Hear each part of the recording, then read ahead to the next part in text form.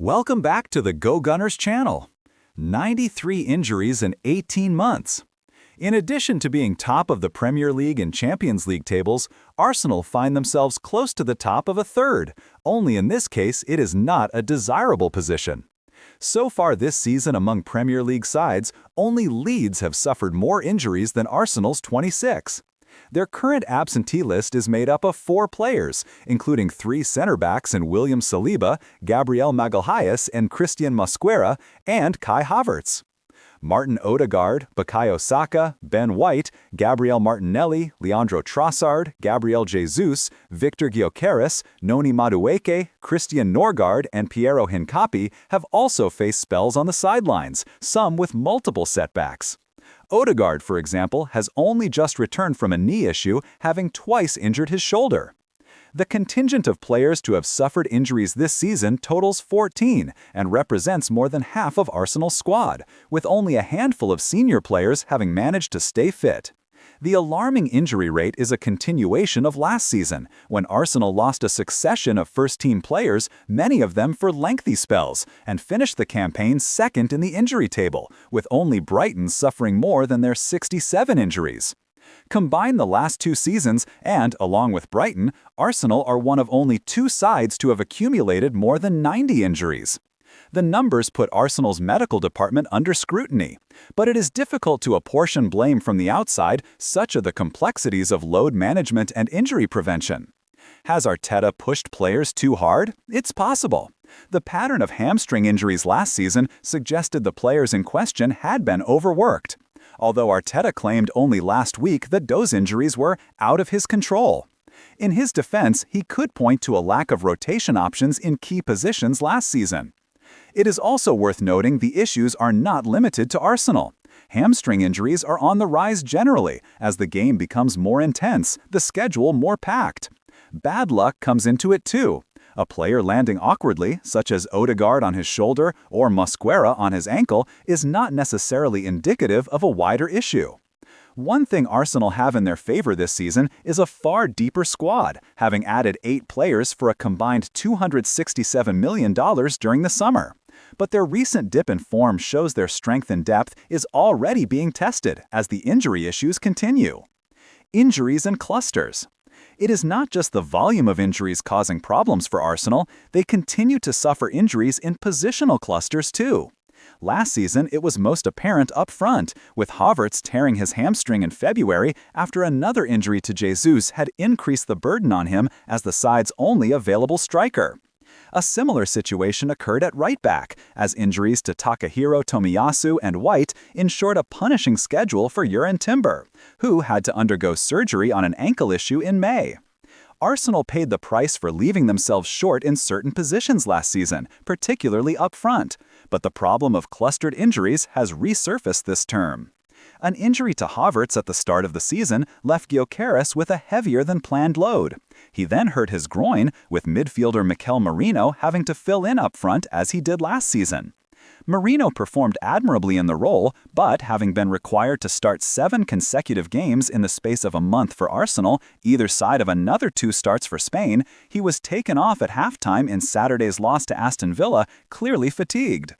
Meanwhile, at center-back, the issue has been even clearer, with Arsenal losing Gabriel, Saliba, and Mosquera in the space of a few weeks, in turn making it impossible to rotate Timber, who had to move across to center-back, or ease in Hincapié following his return from a groin problem, therefore risking further setbacks.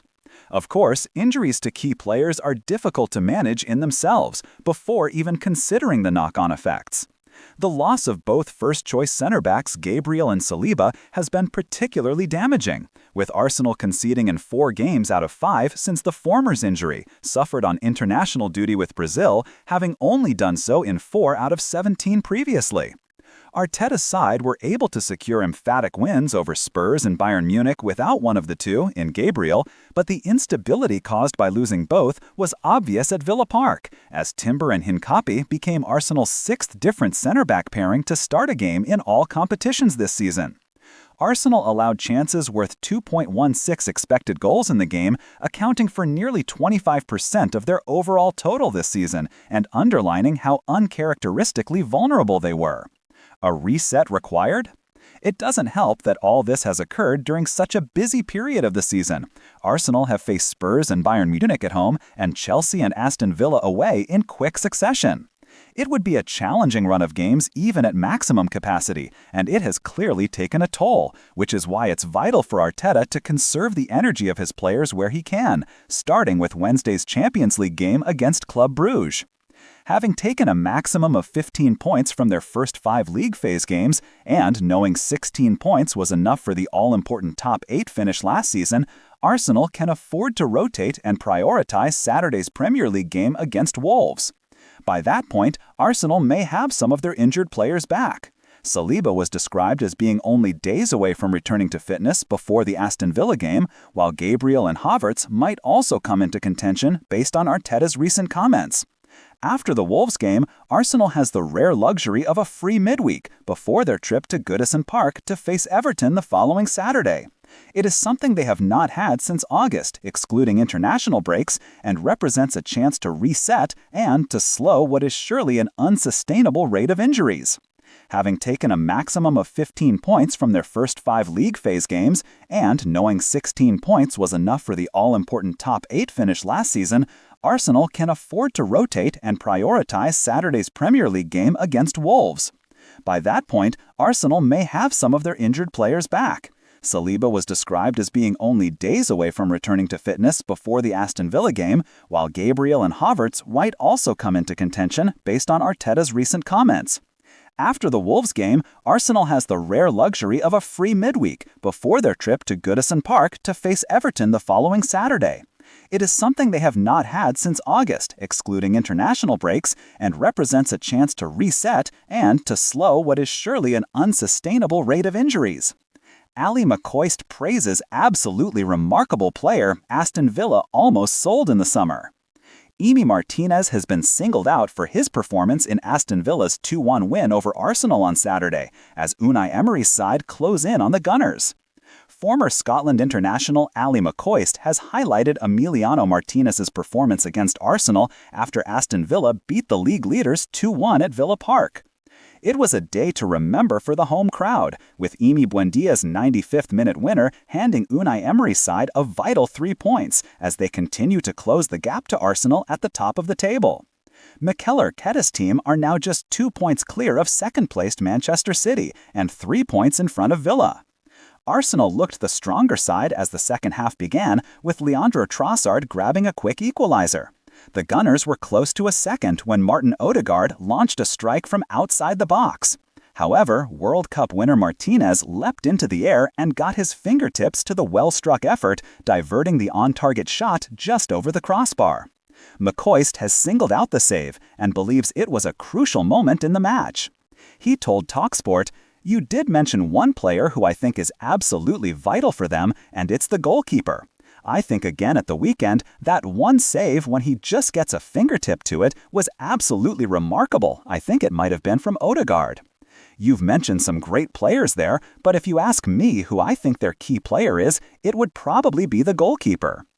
Aston Villa's key player on Saturday was close to not being a Villa player at all this season, as he was strongly linked with a move to Manchester United. When it looked certain that Martinez was joining United, Emery chose to start Marco Bizzot in Villa's opening Premier League match, with 21-year-old keeper James Wright on the bench. It appeared the Argentina international was set to leave the club, as on the final day of last season, he was seen crying and waving goodbye to the Villa fans at Old Trafford. Martinez was reportedly keen on joining Ruben Amorim's side. Ultimately, United signed Senna Lamens from Royal Antwerp, a move that surprised many pundits. Emery later admitted he needed to fix the situation with Martinez. The 33-year-old's contract runs until 2029, meaning any departure next summer would require a significant fee. A few months on from the transfer saga, Martinez is back doing what he does best, producing decisive saves in big games and celebrating with his teammates and the Villa supporters. Declan Rice on pre-match pancakes, grooming rituals, and the clean trim that boosts his confidence. The England and Arsenal midfielder shares his go-to grooming secrets and how he resets after a tough game. There's a certain presence Declan Rice carries. He's got this calm, grounded presence that follows him everywhere, and he carries it without even trying. Off the pitch, he's just as dialed in as he is during a match, whether he's stepping into training, preparing for a match, or simply navigating a rare day off. Rice approaches his routine with the same quiet precision that defines his game. Grooming, confidence, style, performance, they're all interconnected parts of the same engine. Sitting down with MH, it becomes clear Rice isn't just one of England's standout midfielders. He's a man who knows exactly what makes him feel at his best. Arsenal suffered a stoppage-time defeat to Aston Villa at Villa Park. Mikel Arteta's side remain top in the Premier League and the Champions League, but is their injury rate sustainable? This week's Between the Lines takes a look at their injury issues. The manner of Arsenal's defeat to Aston Villa, sealed with effectively the last kick of the game at Villa Park, made it more painful for Mikel Arteta's side. Manchester City's subsequent win